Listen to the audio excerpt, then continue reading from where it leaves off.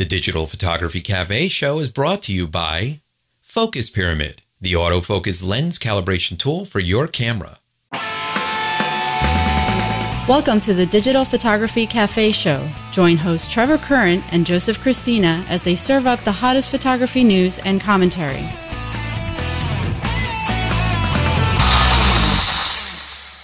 Hey everybody, welcome back to the show. This is episode 177. I'm Joseph Christina here with my co-host Trevor Current. On last week's show, I gave you my top 5 must-have lens picks. Adobe says 32-bit Lightroom is dead, and looked at the brand new ultra-wide Tamarind lens. If you haven't watched last week's show, I encourage you to do so. You can find it at digitalphotographycafe.com and our YouTube channel, youtube.com/dphotocafe. Listen with the popular Stitcher, TuneIn, and Xbox Music apps, or subscribe through iTunes or RSS. Hey Joe, we are back. How you doing? We're here. You're here. I'm not flying solo this week. No. I finally was able to take some time and get to the show, man. It's been nuts over here. Thank you, Trevor. Lots going on. Yeah, you were replaced last week by Spider-Man. Boo Boo Bear, Spider-Man Bear. Yes, I like that. That was cute. My son's Boo Boo Bear was the co-host last week. Yeah. Yeah. So I'm glad you're here, and we won't have just someone just sitting there, just not asking the questions or talking or participating. That's right. Right. Yeah. That's right. So how's everything going over there? Well, it's February, and we've been dealing with the snow, digging out. Yeah. We've had a couple big storms right in a row. We're supposed to get another storm this weekend. And I'm out there with the tractor doing the drive. And, I had to plow it so wide too because, we're expecting all this more snow. I mean, now it looks like you land an airplane in my driveway. It's plowed so wide. But that's crazy. But, yeah, you're pretty cold. I mean, we're freezing over here. We're like at I think 71 or 67. I know. I got up this morning. It was 4 degrees. 4. Thanks. Yeah, we're a little bit warmer. Yeah, shut up. I can't wait till spring, that's for sure. You just need to move to Florida. I think we get 2 homes, you get a house down here, I get a house up there, and this way you kind of go back and forth, for me with the photography business, I work Miami to Manhattan, I stay East Coast, but as far as living, I'm just down here in Florida, But it would be kind of cool. I don't mind the cold weather every once in a while, but just not as much as you have. No, the winters are very long up here. They're very long. They're too long. I mean, I'm not up in New England, so I mean, it's not quite as bad, but it's still long. I mean, we got that New York weather, and it's just a mess. Yeah, well, talking about traveling and being in other parts of the country, we're going to be traveling coming up soon here, coming up in, March for WPPI. Exciting. We love going to WPPI. We're going to be at the MGM Grand, right, in Las Vegas? Yes, from February 28th through March 5th is the conference. The expo is actually March 2nd to the 4th. We're going to get there, I think, on March 1st. Right. And then we're going to be there till the 4th, and we're coming home on the 5th. So, it'll be a nice couple days in Vegas. It'll be warmer. Hey, they got the pool open, too. Yes. Bro. Yeah. Bring your swim trunks. I will bring my trunks. In the trunks, not the Speedo, man. I want to see that. No, I won't do it. I won't do it. Down here in Florida, listen, all the Speedos that we see on the beach, they're not us. They're all you people. All those definitely people snowbirds come down here with like Arctic blood, and they're sitting there with Speedos out here, in 60-degree water. But I know. It's bad. I don't want to hear it. It's not us. It's you people. That's right. That's right. You guys know better.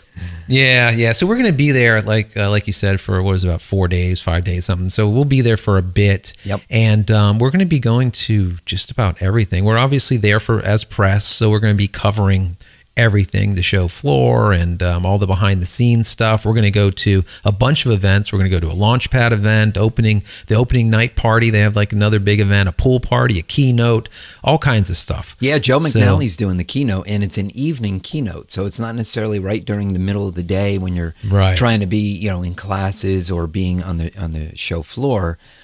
So that's really cool. I'm looking forward to that. I mean, obviously Joe McNally is a big player in the photo industry, has been for a very long time. Yeah, they're looking at 200 classes and 200 seminars. That's crazy. That's a bunch, Yeah, that's going to be good. That's a lot. Yeah, it's a lot, and it's really good. I know you're going to try and get to as many of those as you can. Yeah. I'm gonna see what I can do. I'm going there as press with DPC. But I've also kind of got my irons in another fire.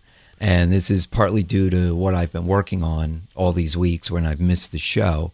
Right. I've got a big project going on, and I'm hoping to make an official announcement at WPPI with what I've been doing. So I may actually be there kind of in is a bit of an exhibitor status as well. So Right.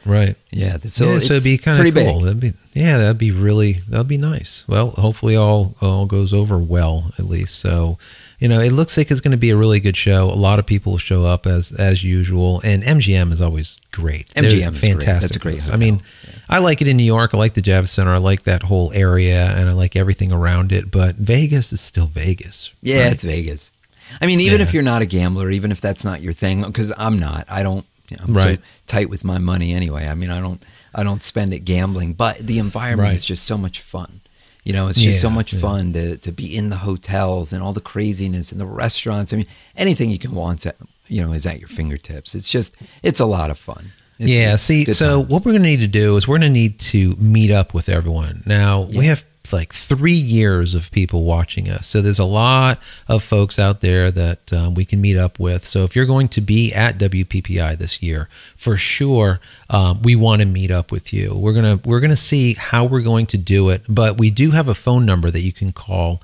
And if you do call, just leave us your email address, leave us your name, and also your phone number where we can text you. Because I think once we get there, Trev, the easiest way to communicate with all you guys would be through text. Yeah. And we'd be able to say, okay, at this specific time from 8 until 10 or whatever, we're going to be at that specific bar and we're going to be doing a meetup with all of you or whatever. And we can text you and let you know exactly where we would be. But let me give you that number real quick before we go any further. So the number is 440-345-6707. Once again, that's 440-345-6707. And if you're in the car, don't worry about writing it down. Just go over to the website, the right-hand side towards the bottom. You'll see the number. It's huge. You can click on it right from your iPhone, and it'll automatically call us, leave us that message, and at least we'll be able to get in contact with them, right? Yeah, absolutely. Leave the cell phone number. That really is the important thing, because we're going to text. We're not going to email. We're not going to post it on social necessarily. Texting really is the most direct method that everybody will be able to get that. Yeah, absolutely. So and we're going to try. We're not going to do just one type of gathering, because we know everybody's got busy schedules while we're there. So we're we're just gonna try and set some different times up. When Joe and I are gonna have a free moment, we'll put it out there, see who wants to meet up. Yeah, we'll just go meet up for a little while, even if it's early one morning before the show starts. We'll grab some coffee, some breakfast. Exactly. Be like, hey guys, listen, from 9 to 10, we're gonna be ordering some lox and schmear, having a coffee downstairs or whatever. Yeah, come on down or whatever. So it might be breakfast, lunch. It could be a dinner. It could be after hours at one of the parties, drinks or whatever. Yeah. So we'll let you know one way or another. They're probably going to be multiple, just like you said. Yeah, absolutely. Yeah. So as I have been busy working on, personal projects and business things, Joe, I know you've been pretty busy as well, working on an affiliate or a partner program for jchristina.com. Yeah, so I mean, I'm sure most of you know that I do a lot of Lightroom presets, and I also, of course, was the creator and the inventor of the focus pyramid for doing auto calibration of your lenses, autofocus calibration. So I've kind of put all the different products under one roof instead of having them all over. I put them all under jchristina.com, so that it's a storefront. You can buy whatever you want to buy there.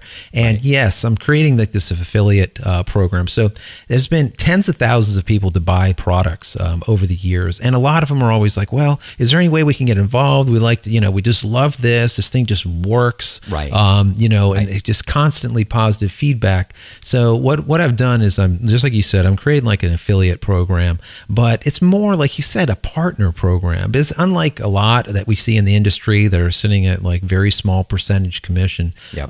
The percentage that I'm going to be offering will be the highest that I know of, at least in the industry. So it's more of a partner, a collaboration between two in comparison to just one person. So really excited about that. It's something that we've been working on for a while and kind of getting all the wrinkles out. But you can sign up for it already if you go over to the website, jchristina.com. And on the right-hand side, you'll see a tab that says affiliate. Just click on that. It just asks you for a couple of details. The main detail that we really need is the email address that you use that's associated with your PayPal. Yeah. So we can pay you. So you can pay it. That's right. Every That's month, right. Anyone that you send over that they make a purchase from anything in the store, it doesn't have to be a specific item. You immediately get that percentage right off the top. Right. So we'll be doing, I can see a lot of paying out very soon. Yeah, yeah. Guys, I mean, I can tell you, I mean, not just to help pimp out Joe's stuff, but from a personal level, with currentphotographer.com, for many years, we were running affiliate spots on the site. Right. And, they do well. I mean, they get you some money coming in, but like Joe said, the commissions are always pretty low. I mean, you've got to get a lot of people buying stuff.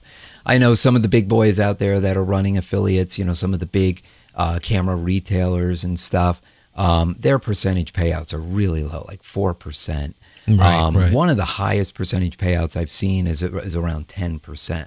And, which isn't bad if you're selling real expensive products. But the key thing is you want to be partnered. If you are going to be part of an affiliate plan, you want to be partnered with a company that makes a quality product.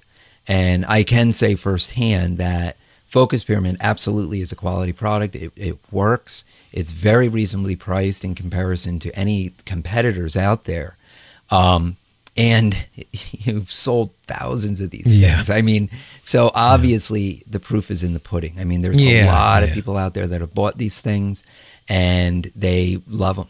I mean, there's a lot of really great reviews on the site. So, guys, definitely take advantage of this. If you have a community, even if you don't have a real busy blog, you still have a social media following. It's still a great place to promote it, done reasonably. I mean, you don't want to inundate your followers with affiliate links and such. I mean, they'll get annoyed. But, tactfully, it's a good way to make a couple extra bucks and you help a brother out. Yeah, absolutely. Absolutely. So anyways, guys, we have a lot for you. We've got just a bunch of emails that have come in and a lot of other stuff. So before we get all into, as they say, the meat and potatoes of the show, let's go ahead and take a quick break to hear from one of our sponsors. Are you frustrated with slightly out of focus images when you know your autofocus spot was dead on? It's simply not your fault. From manufacturer to manufacturer, and even lens copy to lens copy, there are slight variances to the exact spot where light is being focused onto the sensor. Finally, there's a product that allows you to compensate for those variances and make sharper images immediately. Focus Pyramid, the autofocus lens calibration tool, is an absolute must for every photographer. If you want to make the sharpest images possible, then you need to take control over your camera's focusing system. With the Focus Pyramid, you can calibrate all of your lenses on your lunch break. The Focus Pyramid makes lens calibration quick and easy at an affordable price. So give your lenses a new lease on life and take your photography to the next level. Head over to focuspyramid.com/DPC and get an additional 10% off just for being a show listener. Okay, so we're back, and we got quite a few emails this week. The email box has been pretty busy. This is great, and with some really good questions. So the first email that came in was from Chris Schuler, and he had some questions about lenses. And I guess it's aptly appropriate based on last week's show when you went through all the lenses that you use. So I'm just going to read it out. It says, I have a question for you that Canon hasn't answered for me yet. Hopefully you can help. I just purchased the Canon 24-70 2.8 and was testing it out at my friend's studio the other day. He has the 12-year-old version.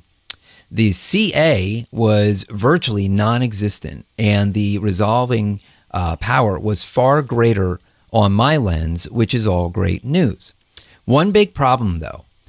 When we mounted each lens and had the lens set to 70 millimeters, the image through my lens was about 5 to 10 millimeters more zoomed out than his.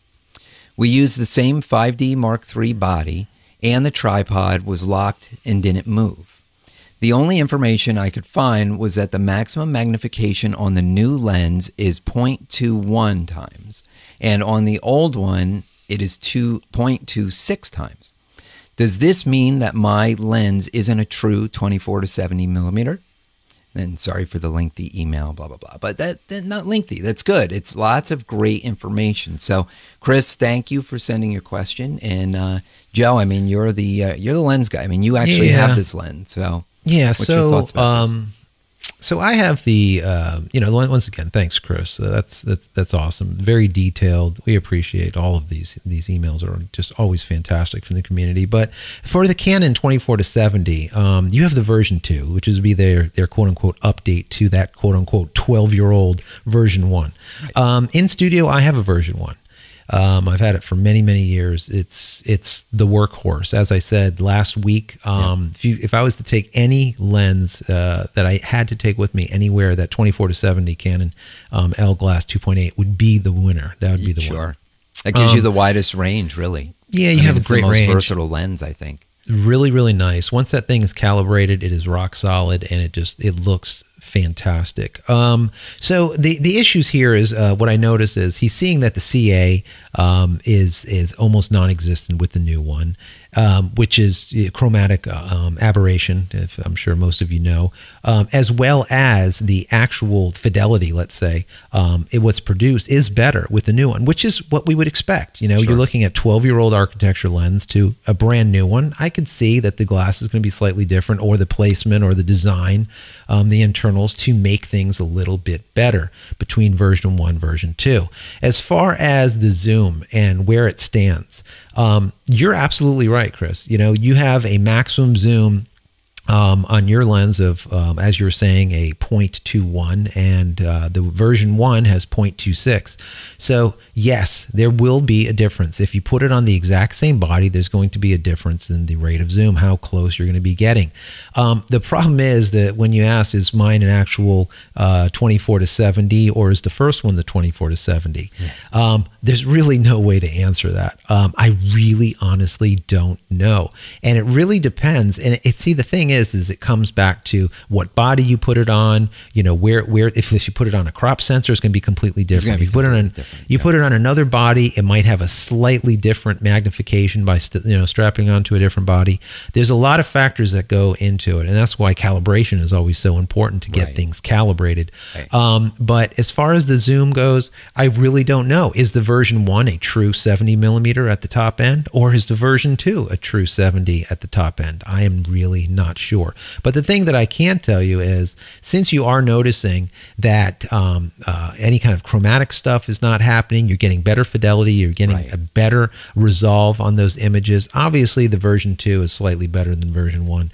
I really wouldn't get into it any deeper than that. Just honestly, know that it really doesn't matter. I mean, if the tool works for you, that's it. If you know its magnification limitations, and if you need something a little wider, then you have to get a different lens. If you need something with a little more zoom, then you need a different lens anyway. So I don't think it really matters. You've got an awesome lens there anyway. Yeah. And the fact that there is a slight difference, I think that's par for the course. I mean, I think you're going to find that body to body, like you say, lens to lens, manufacturer to manufacturer. I mean, Nikon, with the same magnification is probably going to give you different results on, in the zoom than what it would on than what a Canon equivalent would give you too. So yeah, it could be the mount even. I mean, every time there's a factor involved, you're attaching one lens to the body. Whenever you're attaching these things together, you have this slight variation where they come together, and it's going to change just slightly. It could be focus that changes, or it could be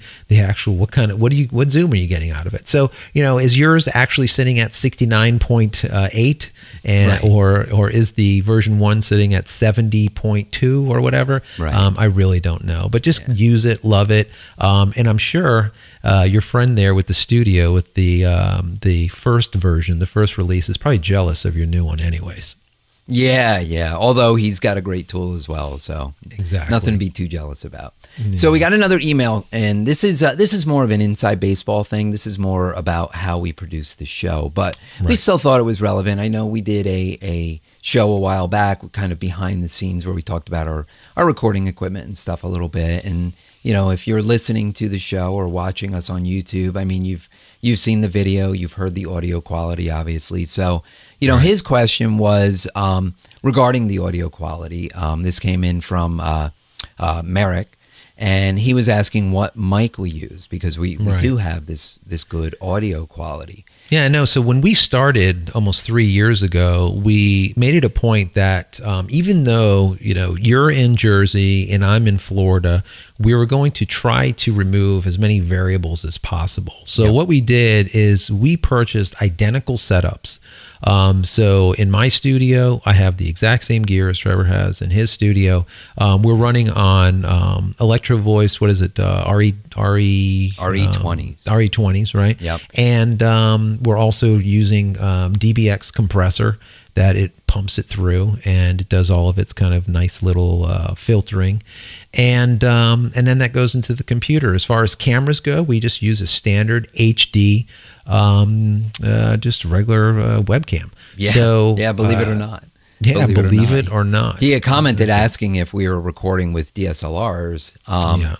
And it took us a long time, but we kind of figured out a formulation to get the maximum quality out of these webcams. I mean, it's crazy what you can do. I mean, you do a little digging, you do some research, and you find the right equipment. I tell you, it really makes a huge difference. Yeah, it's like night and day. We originally started out, the both of us, with the exact same USB mics, right? And we moved on to, as we call them, the big mics. So we really enjoy it. I love the RE20. It's a great mic. If you want to pick one up, you can do so online. You're probably going to pay about $400 or $500 I think there now. Yeah, it's like $400 or $500 for a kit. You get the shock mount, the pop filter, which you pretty much need.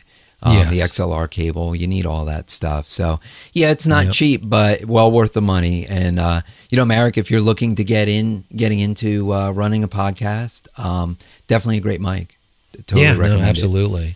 So moving on, another email. I know we got a lot of feedback when I did the side-by-side comparison of the Corel Aftershock Pro 2 and Lightroom. There was just a ton of feedback on that, and we received an email that basically questions like, hey, can you also do a comparison between that and Darktable? And I know Darktable just came out with a version 1.6, Trev. Yep. And I haven't used Darktable for maybe close to a year now, maybe 6 months or so, and I know the new one just came out recently. So yes. I think it was from Chad Baker. Chad Baker. So yeah, Chad, I'm gonna take a look at it. I'm gonna kind of delve into it a little bit. Like I said, I haven't in a little while, but I'll look at it and I'll kind of report back to you guys. I don't know if I'm gonna do a side-by-side comparison, but if I go through it and it kind of feels like it warrants that, and it's definitely quote unquote good enough to do one, I will. I'll throw one together. I'll do a side-by-side again, and hopefully you guys will like that. Yeah, absolutely. That's all good stuff. Yeah. So breaking news today, we're recording this on a Friday. So Friday morning, I'm checking email, and lo and behold, the big news of the day, the Canon 5DS and the 5DSR bodies were announced, along with a lens, an L lens to go along with it. Yeah, that's after like 3 years, kind of long in the tooth, right? Of 5D. What was it? 5D. Originally, it was 5D. That was around forever. Then 5D Mark II. Then 5D Mark III. Not that long after, and then it went silent for almost 3 years. So now we have the new one, 5DS and a 5DSR. Kind of interesting. They've done some things, and some things are kind of like more of the same. The biggest thing I think out of this whole press release was that they moved up into, I would call it medium format range as far as megapixels. Now we know megapixels are dead. People don't really care about megapixels, but somehow Canon cares again. I don't know, right? Yeah, I mean, these cameras are at 50 megapixels. Which is a lot of megapixels on a full frame sensor. This is not a medium format sensor. It's a full frame sensor.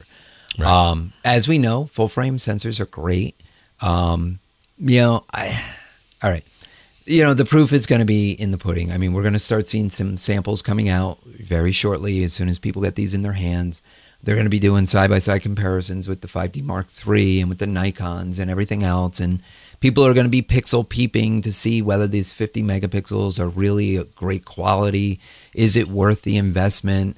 Yeah, I don't know. You know what? Let's go ahead and go through the specs, and then maybe you guys can make a decision with us. So, you know, they throw in two Digic 6s, and we know they're going to damn well need it, right? With that amount of megapixels, you're gonna need the two Digic 6s processors in there to be able to get that stuff to write to the card, right. in a halfway speediest type of time. But that's like the main thing. It's for me, the thing that kind of caught me was, why did they have a 5DS and a 5DS-R, and what the heck is that, right?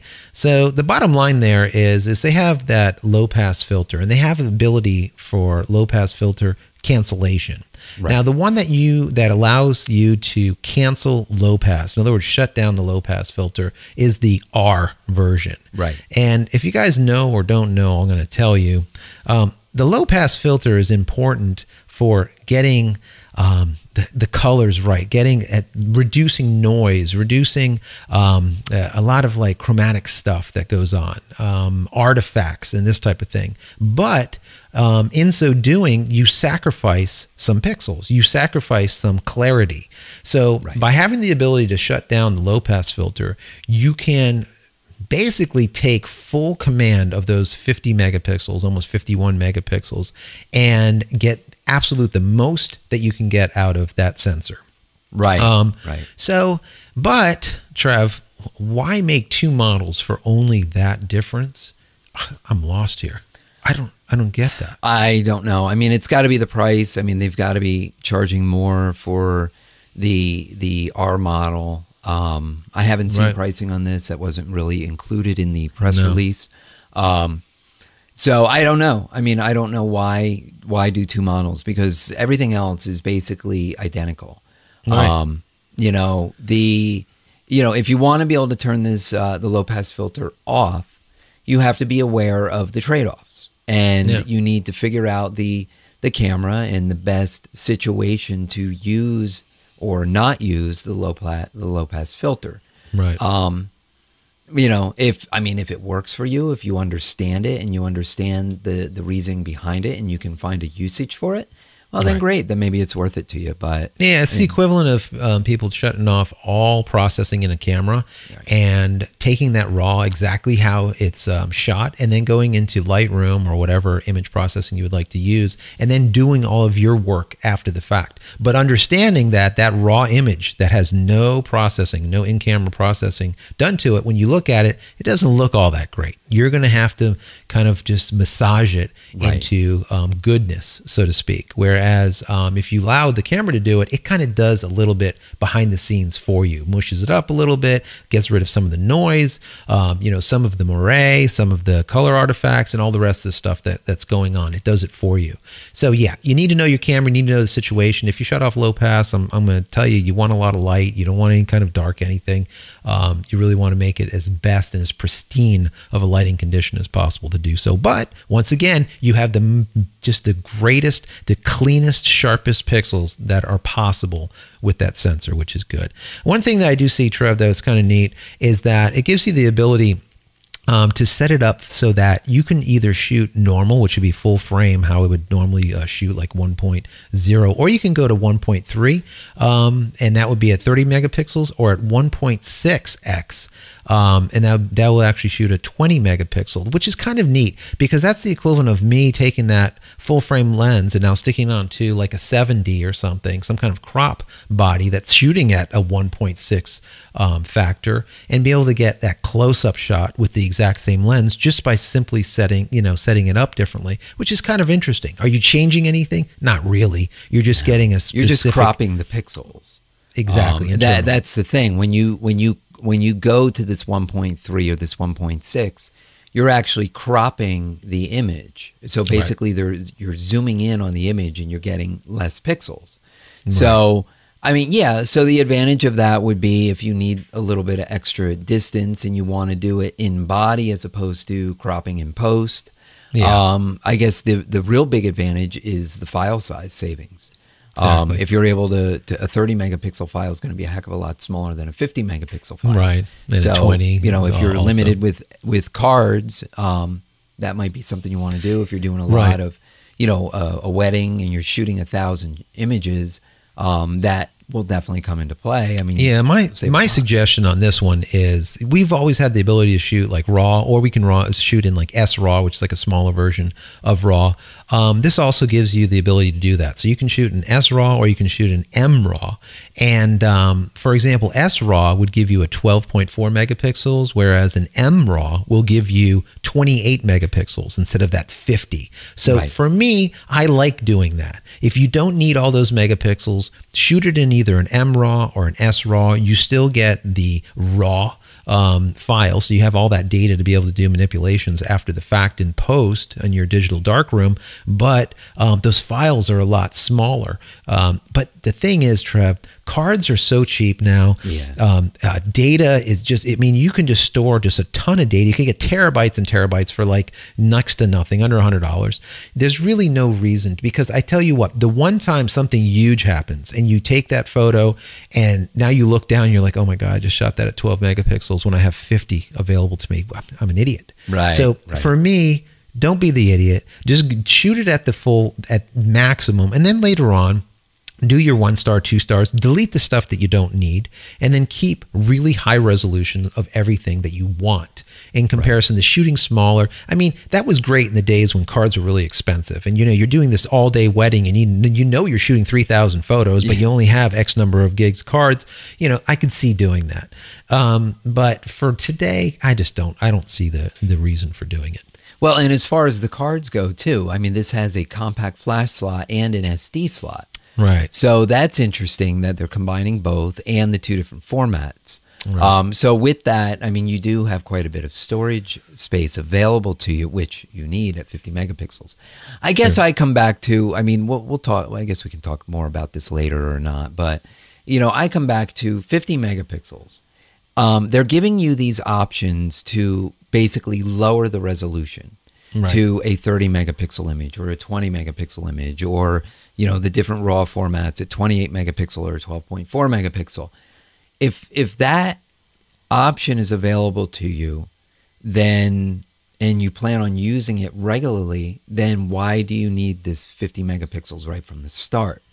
My feeling would be at that point, don't get this camera, get something that's, because you're going to pay for it. You're going to pay for the megapixels. I'm going to guess this camera is going to be close to $4,000. I'm going to say it's 3,000, 3,500. Yeah. I'm going to say probably right around there. It's going to be expensive. One thing that I do like, and Canons always have a problem with this. Nikon gets it when it comes to autofocus. I'm the autofocus guy. Right. And Canon just, like the original 5D, what was it, like 9 points of auto, just craziness, Whereas Nikon was always double and triple and quadruple that. They've went up now to 41 cross type points of autofocus on this, which is good. But it still doesn't compare to Nikon, but still it's good. At least they're understanding that it's kind of important, and they're putting some time and effort into it. Where I think it starts falling down for me is in the video side. They're saying that this is a still camera, and they need to do that because of the following reasons. The video side of it is standard video, just like we've had for 4 years, 3 years, like forever. Okay. It just does standard HD, 1080p at either 30 frames, 29 frames, 24 frames. That's it. It doesn't even do any kind of slow motion, anything. You're not going to be able to shoot at 60 or 120 or anything. Just to bump it up just slightly, you're already bumping it down to 720. It won't even do 1080 at any kind of speed above like 30 frames. I don't understand it. And then the other thing is you have an HDMI out port on it, right? So folks would be like, well, God, there's big people that have used the 5D to shoot sitcoms, to shoot movies, right? So now we have an HDMI out, that's great. We're going to be able to feed that right into a drive and just capture raw. Right? No, you can't. It comes up immediately as the HDMI out port is not suitable for external recording. What the heck is that? Yeah. I mean, we're in 2015. I don't get it. You're sitting at 1080p. Everyone else is like starting to bump up to 4K video. I mean, every show we've covered in the last year or year and a half has all been 4K, 4K, 4K. I know. The cell phones are 4K. We were talking earlier when I was at Photo Plus back in October. There was a lot of 4K stuff rolling around. Yeah. And I'm going to be out at NAB in April. And I can guarantee you that's going to be all about 4K and quadcopters as well. Yeah. But That's yeah, right. I don't get it. I really don't get it. I mean, they are creating this very high resolution, this very high megapixel camera for who? I'm not sure who the target audience is. It's certainly got enough behind it to move into that 4K realm, but they obviously don't want to do it for technical reasons, for processing, for offloading the video content. Honestly, at the end of the day, I don't think this camera would be for me. I don't know. Or for a good portion of people. You know, okay, the other problem that I have here is that its top speed of continuous shooting is 5 frames per second, which is, abysmal. You look at a Nikon, like a D4 or something, shooting close to, I think it's like 11 frames per second or something crazy. Right. 5 frames per second, that's old technology. It is. I can see they're trying to be able to write and process 50, meg. I get it. But you still need to make sure that you see, and this is the problem. And this goes back into the whole discussion with megapixels. I mean, Nikon decided with their, what was it, the D4, the latest with D4S or whatever it was. D4S, they're sitting at, what is it, under 20 megapixels or something? Like 16 point something. 16 point something. Because they understand it's not really about how many megapixels, it's about the quality of those megapixels and everything else that goes into it. How fast can we shoot? How quick is your flash sync? Something as stupid as that, right? Yeah. This camera is sitting at 1/200th of a second. Nikon is sitting at 1/250th of a second. Some of the Hasselblads are shooting all the way up to 1/800th of a second. Right. Unless you're doing high speed stuff, you don't get how important it is. You do outside external work, let's say, and you want flash out there, and you don't want to have to do this high speed flash sync, off camera, and you want to do it in camera, you can't. Right. Because you're sitting at this, ultra slow 1/200th. So, I could see this, they're trying to move into the future, but I see so many parts of this is still the past. I would like to have seen 1/250th. I would like to have seen 1/320th of a second. Right. As far as flash sync, little things like that I think they really need to kind of address. I didn't see in the report at all what is the life on that shutter, and that to me is extremely important too. A lot of the problems with the Canon side, and as I've been shooting Canon forever, is the shutters. They only last for like 150,000 clicks, and that's horrible. Whereas a lot of the other companies, they'll do 200,000, 300,000 or more. Right. So I would like to see what this is going to do. And I would also like to see what these side-by-side comparisons look like as far as the final production of that 5D Mark III versus this new 5DS or 5DSR.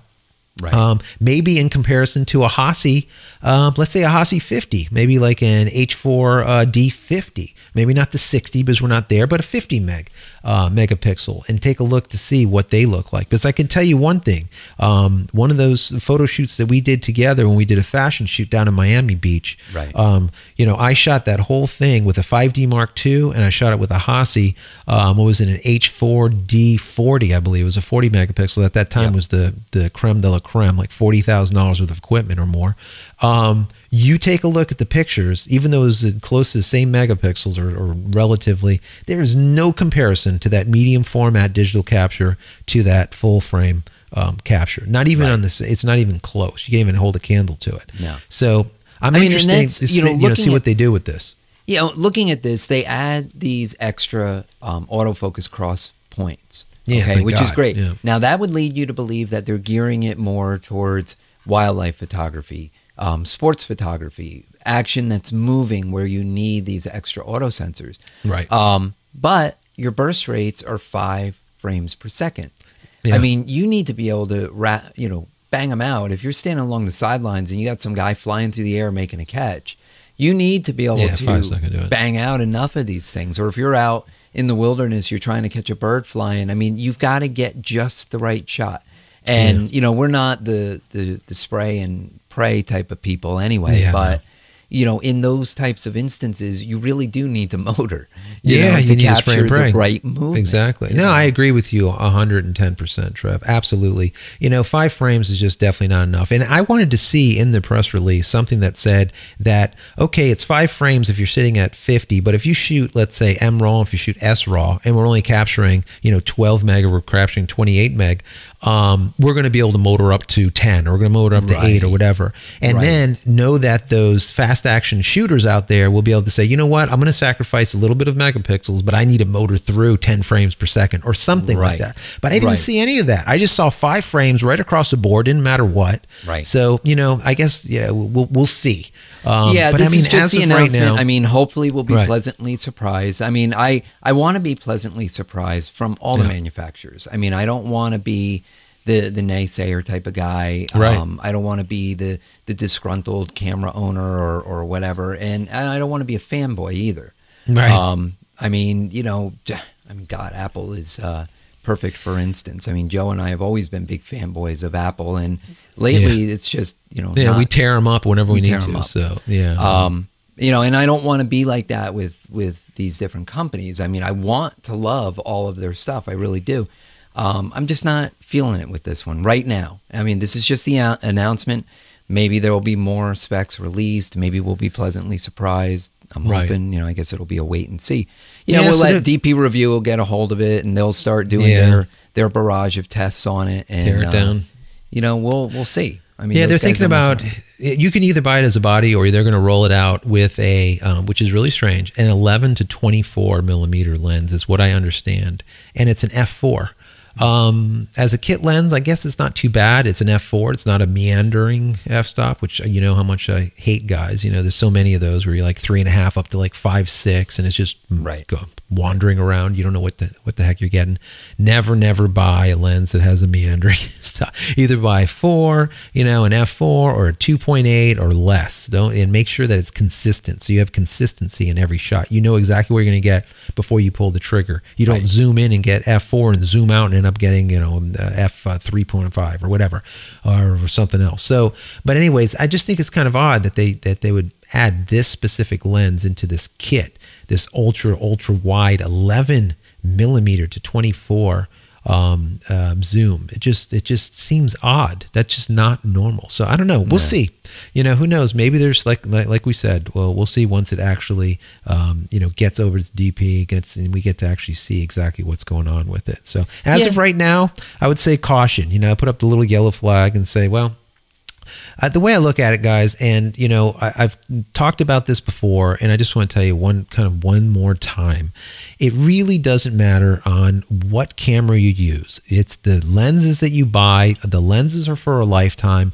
The camera bodies are like toilet paper. They get thrown out continuously, and you buy new. That's just how it is. Really, if you want to spend your money and have an extra $3,000-$4,000 sitting in your pocket, burning a hole, buy some glass, because that glass, like we said, will be there a lifetime. Just like we had the question earlier that asked about that, what was it, 24 to 70, and his buddy of him that has that has a studio lens. He's got a 12-year-old lens, and I guarantee you that lens is doing an ample job, a wonderful job with the current body that he has. So you really don't need to get the latest and greatest all the time, especially when it comes to camera bodies. You really want to make sure that the main thing is you guys, you want to make sure the camera has everything that you need for the project that you're doing or the projects that you're doing. So if you're a fast action photographer, you need to know that that body can deal with fast action. If you shoot weddings or if you shoot portraits, the body needs to do what you need it to do, and that's it. You don't need to go past that. I tell you what, people that still have the D700s, you know, the 800s, they have the 5D Mark I, the original ones. They're doing portrait work in the studio all day long, and you would be able to take that photo and put it next to this camera's photo, and you would not tell the difference. So unless you're pixel peeping, but printed an 8x10, you would never know the difference. That's right. So like I said, get exactly what you need, and that's it. You don't need to buy one every single year or every time they come out with a new one. No, as much as we'd like to, but in all practicality and based on the average photographer, I mean, we just don't have the discretionary income to go out and start blowing all kinds of money on body. You know what? Body after body. It's like feudal times. You don't want to become the indentured servant to your gear. Yeah, and end up paying, and paying continuously every job you do, paying off on that gear. Yeah, you want to make money with your gear. So. That's right. Got to pay the bills, man. That's right. So we need to get out of here. We ran a little long this week, but there was a ton of information. Right? Yeah, a lot of stuff. Yeah. All right, man. If people want to connect with you outside of the show, what's the best way for them to reach you?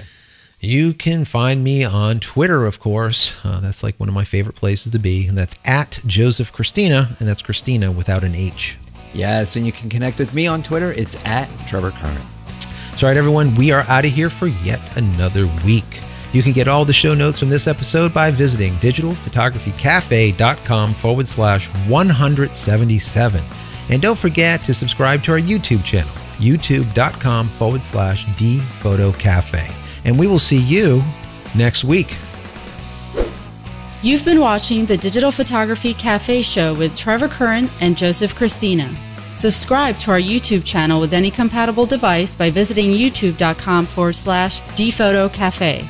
Be sure to subscribe to our audio feed through iTunes, Stitcher, TuneIn, and Xbox Music apps or through RSS. Visit digitalphotographycafe.com for show notes and to connect with your host.